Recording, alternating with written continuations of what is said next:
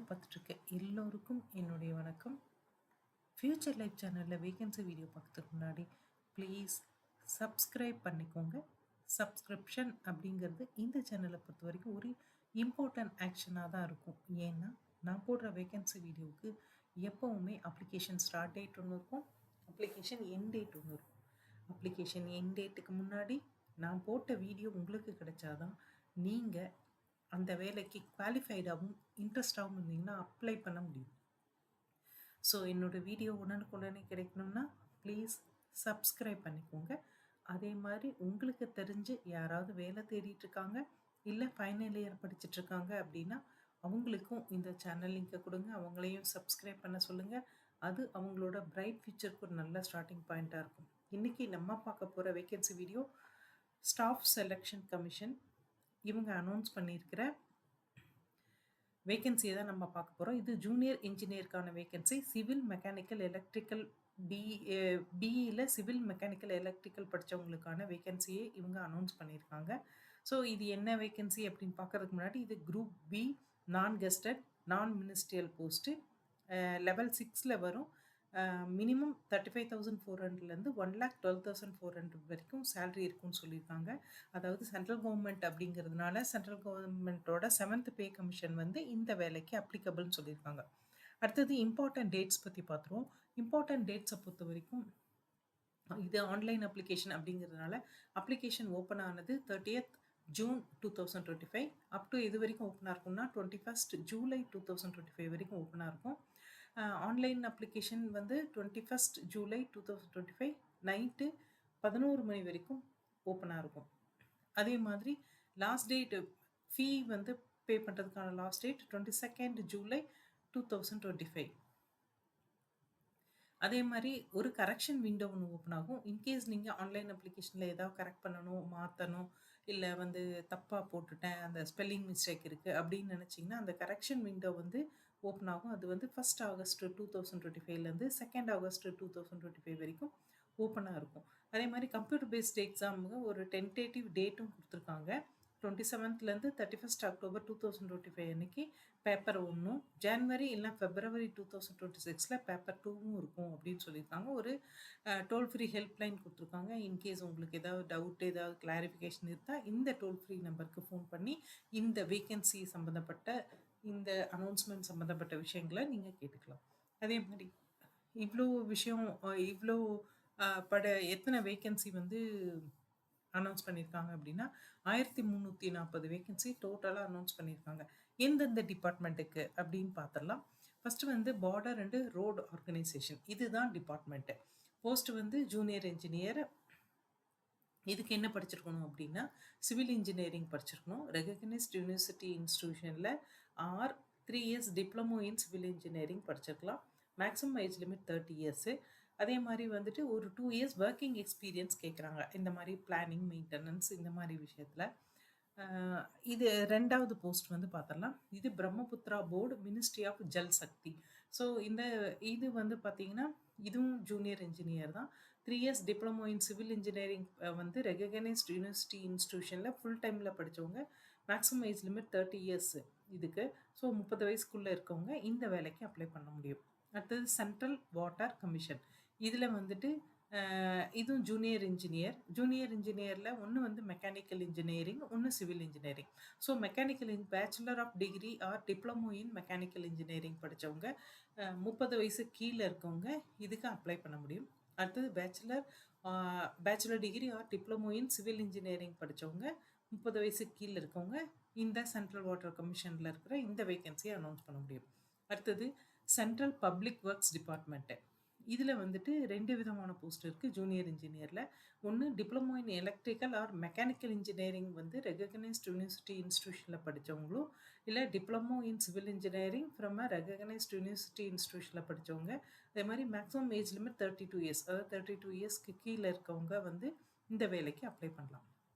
அடுத்தது central water and power research station. இதுலேயும் junior engineer post தான். டிப்ளமோ இன் எலக்ட்ரிக்கல் இன்ஜினியரிங் படித்தவங்களுக்கு. அடுத்தது diploma in civil engineering. So 2 விதமான வேகன்சி இருக்குது.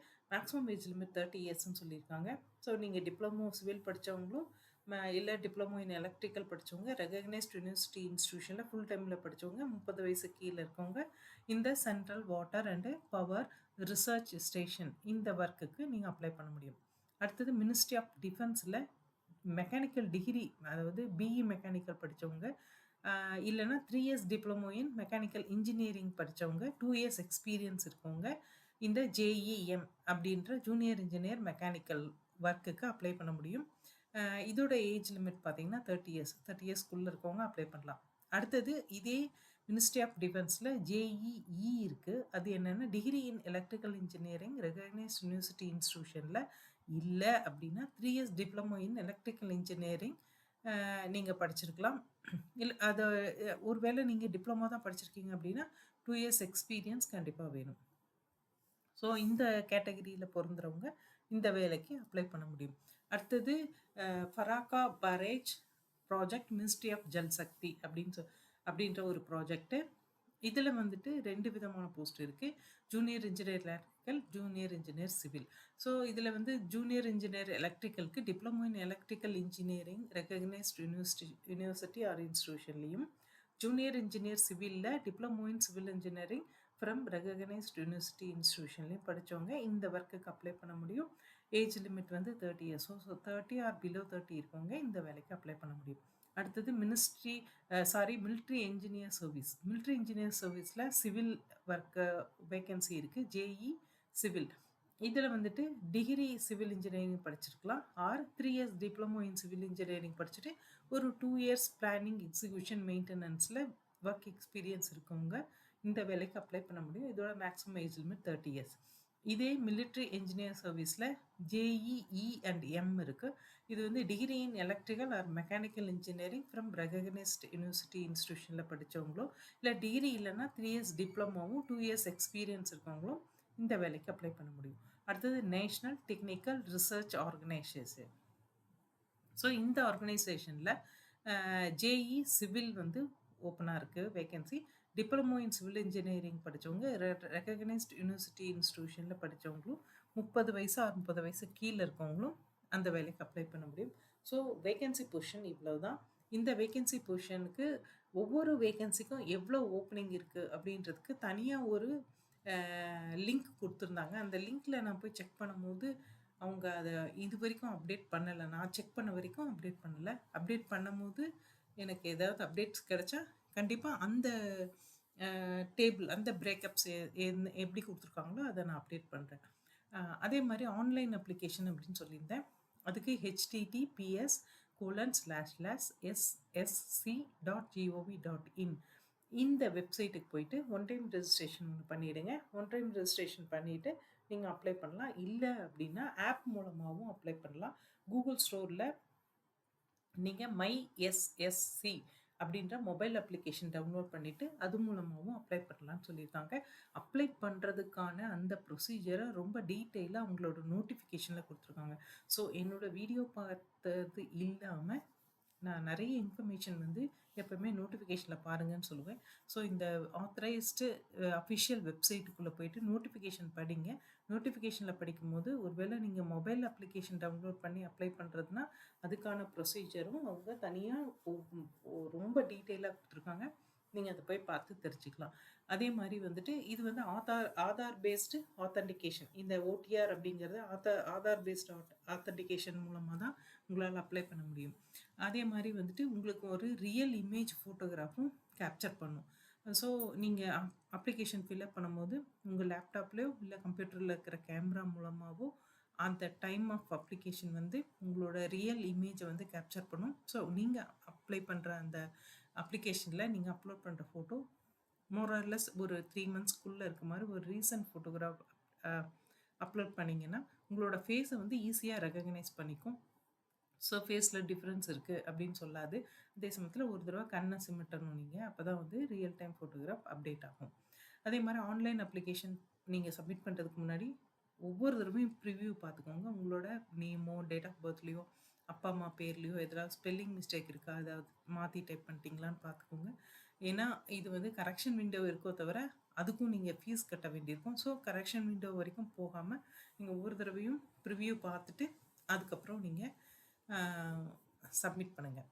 அதேமாரி இதுக்கான ஃபீஸ் அப்படின்னு பார்த்தீங்கன்னா, ₹100 தான் இந்த அப்ளிகேஷன் ஃபீஸ். இந்த வேலை எல்லாத்துக்கும் நீங்க அப்ளை பண்ணும்போது ₹100 தான். அந்த ₹100ம் வந்துட்டு யார் யாருக்கெல்லாம் இல்ல அப்படின்னு பார்த்தீங்கன்னா, எஸ்சி, எஸ்டிக்கும், பிடபிள்யூபிடி, எக்ஸ் சர்வீஸ் மேன் கேண்டிடேட்ஸ்க்கு வந்து அதேமாரி உமன்ஸ் கேண்டிடேட்ஸ்க்கு இந்த ₹100க்கான அந்த ஃபீஸும் கிடையாது. அவங்க ஃப்ரீயாவே அப்ளை பண்ணிக்கலாம். அதேமாரி ஃபீஸ் வந்துட்டு ஆன்லைன் ஃபீஸ் தான். எப்படி அப்படின்னா, நெட் பேங்கிங் இல்லன்னா வந்துட்டு உங்களுக்கு யுபிஐ, ரூபே டெபிட் கார்டு இந்த மாதிரி விஷயங்கள நீங்க குடுத்து, நீங்க வந்து இந்த ஃபீஸ பே பண்ணிக்கலாம். ஆன்லைன் ஃபீஸ்க்கு 1 நாள் எக்ஸ்டென்ஷன் இருக்கு. 21 ஜூலை வந்து அப்ளிகேஷன் முடிஞ்சாலும் 22 ஜூலை வரைக்கும் உங்களுக்கு அந்த ஃபீஸ்க்கான டைம் இருக்கு. ஸோ, அதுக்குள்ள அந்த ஃபீஸ கட்டிடுங்க. ஸோ, அந்த கரெக்ஷன் விண்டோ பத்தி நான் சொன்னேன் இல்லையா? அந்த கரெக்ஷன் விண்டோ வந்துட்டு ஃபர்ஸ்ட்டு நீங்க வந்து கரெக்ட் பண்றீங்க அப்டின்னா, அதுக்கு வந்து நீங்க ₹200 வந்து ஒரு ஃபைன் மாதிரி கட்டிட்டு ஆன்லைன்ல கட்டிட்டு, அதுக்கப்புறம் நீங்க கரெக்ட் பண்ணணும். இன்கேஸ் ஃபர்ஸ்ட் கரெக்ஷன்லயும் நீங்க எதுவும் மிஸ்டேக் பண்ணிட்டீங்க, திரும்பவும் ஒரு தடவ ஓப்பன் பண்ணணும் அப்டின்னா, ₹500 திருப்பி கட்டணும் நீங்க. கட்டிட்டு ஓப்பன் பண்ணி செகண்ட் டைம் வந்து நீங்க கரெக்ட் பண்ணிக்கலாம். ஸோ 2 டைம்ஸ் அலோவ் பண்றாங்க. பட் 2 டைம்ஸ் வரைக்கும் நீங்க போகாம ஃபர்ஸ்ட் டைம் அப்ளிகேஷன் போடும்போதே ஒவ்வொரு தடவையும் வெரிஃபை பண்ணி சப்மிட் பண்ணுங்க. ஸோ அதோட அது முடிஞ்சிரும். ஸோ எக்ஸாமினேஷன் சென்டர் அப்படின்னு பார்த்தீங்கன்னா, இவங்க சென்ட்ரல் ரீஜன், ஈஸ்டர்ன் ரீஜன் அப்படின்னு சொல்லிட்டு பிரிச்சிருக்காங்க. கேரளா, கர்நாடகா. ஸோ எந்தெந்த ரீஜன்ல இருக்கிற என்னென்ன ஊர்ல வந்து இந்த எக்ஸாம்ஸு என்ட்ரன்ஸ் எக்ஸாம் நடக்குது அப்படின்ற டீட்டெயில்ஸ் இருக்கு. பர்ட்டிகுலர்லி சொல்லணும்னா, இப்ப சதர்ன் ரீஜன் அப்படின்னா, அது வந்து தமிழ்நாடு, சதர்ன் ரீஜன்ல ஆந்திர பிரதேஷ், புதுச்சேரி, தமிழ்நாடு, தெலுங்கானா வருது. ஸோ, இப்போ தமிழ்நாடு அப்படின்னும்போது சென்னை, கோயம்புத்தூர், மதுரை, சேலம், திருச்சிராப்பள்ளி, திருநெல்வேலி, வெல்லூர், கிருஷ்ணகிரி. ஸோ, இந்த இடத்துலலாம் வந்து உங்களுக்கு எக்ஸாமினேஷன் நடக்குது. ஸ்கீம் ஆஃப் எக்ஸாமினேஷன் அப்படின்னும்போது 2 பேப்பர் வந்து உங்களுக்கு வந்து அ நீங்க எக்ஸாம் எழுதுற மாரி இருக்கும். பேப்பர் 1 வந்து கம்ப்யூட்டர் பேஸ்டு எக்ஸாம். அது வந்து ஜெனரல் இன்டெலிஜென்ஸு அண்ட் ரீசனிங். இதுல இதுவும் ஜெனரல் அவேர்னஸ். பார்ட் ஏல ஜெனரல் இன்ஜினியரிங். ஒருவேளை நீங்க சிவிலா இருந்தா சிவில், எலக்ட்ரிக்கல்னா எலக்ட்ரிக்கல், மெக்கானிக்கல்னா மெக்கானிக்கல். ஸோ இதெல்லாம் சேர்த்து தான் இந்த கொஷின்ஸ் இருக்கும். ஸோ இதுக்கப்புறம் பேப்பர் 2 இருக்கும். அதுவும் கம்ப்யூட்டர் பேஸ்ட் எக்ஸாம் தான். அதில் ஜெனரல் இன்ஜினியரிங் உங்களோட சிவிலுக்கு நீங்கள் அப்ளை பண்ணியிருந்தீங்கன்னா சிவில், எலக்ட்ரிக்கல் இல்லை மெக்கானிக்கல். இதில் வந்து உங்களுக்கு கொஷின்ஸ் இருக்கும். ஸோ இதை தான் நீங்கள் வந்து கொஷின்ஸை ஆன்சராக இது பண்ண போகிறீங்க. இதை தவிர குவாலிஃபையிங் மார்க் ஒரு ஒரு பேப்பரில் இப்போ பேப்பர் 1 இல்லை பேப்பர் 2 இதில் வந்து qualifying mark minimum qualifying mark எவ்வளோ அப்படின்னு கேட்டிங்கன்னா, அன்ரிசர்வ்ட் கேட்டகரியாக இருந்தால் 30% எடுக்கணும். அதாவது 100னா 30 மார்க் எடுக்கணும். ஓபிசி, இடபிள்யூஎஸ்னா 25%. மற்ற எல்லா கேட்டகரியும் 20% மினிமம் குவாலிஃபிகேஷன் மினிமம் மார்க்காக எடுத்தால் போதும் அப்படின்னு சொல்லியிருக்காங்க. ஸோ அஃபிஷியல் வெப்சைட்டை பொறுத்த வரைக்கும் நான் ஏற்கனவே சொல்லிட்டேன். https://ssc.gov.in இந்த வெப்சைட்டில் போயிட்டு நீங்கள் ஃபஸ்ட்டு நோட்டிஃபிகேஷனை படிங்க.